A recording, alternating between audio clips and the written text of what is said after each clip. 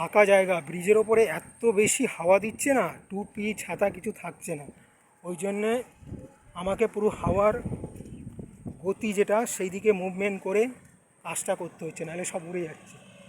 এই দেখো দৃশ্যটা, দেখো দৃশ্যটা দেখলে খুব ভালো লাগবে, অসাধারণ দৃশ্য।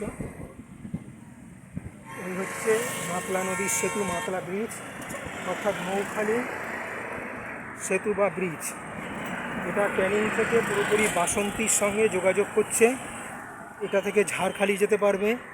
পুরোপুরি এই এলাকাটা দেখো অসাধারণ, আর ব্রিজটাও সুন্দর।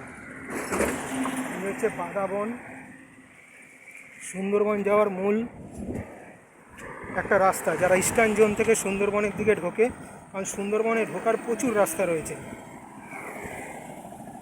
নামখানা হয়ে সোজা একটা রাস্তা চলে যাচ্ছে, ওদিকে বকখালি, ফেজারগঞ্জ, কাকদ্বীপের দিকে রাস্তাটা, ওটা প্রপারলি দক্ষিণ দিকে। এটা পুরো পূর্ব দিকের রাস্তা। যারা সুন্দরবন বেড়াতে যায় বিভিন্ন দিক থেকে কিন্তু মোটামুটিভাবে এখন এন্ট্রি গেট তৈরি হয়ে গেছে।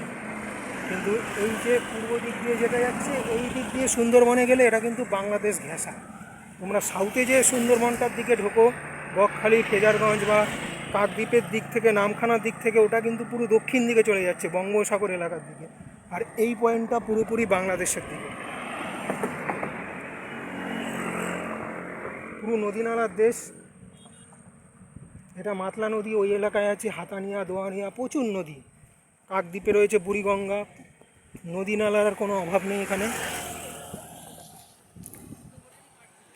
আমি আমার এই ছোট্ট ভিডিওগুলো আমার চ্যানেলে অবশ্যই আপলোড করছি। তোমরা কিন্তু দেখো, লাইক করো, সাবস্ক্রাইব করো, অবশ্যই কমেন্ট জানাও, মতামত জানাও।